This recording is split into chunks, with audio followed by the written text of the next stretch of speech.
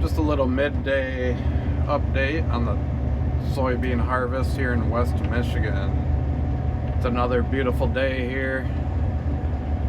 Not a cloud in the sky.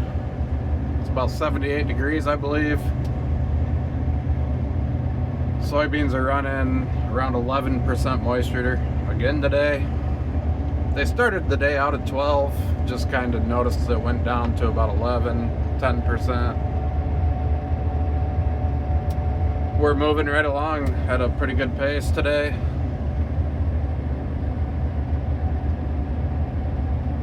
We have absolutely nothing to complain about. It's been a beautiful harvest so far.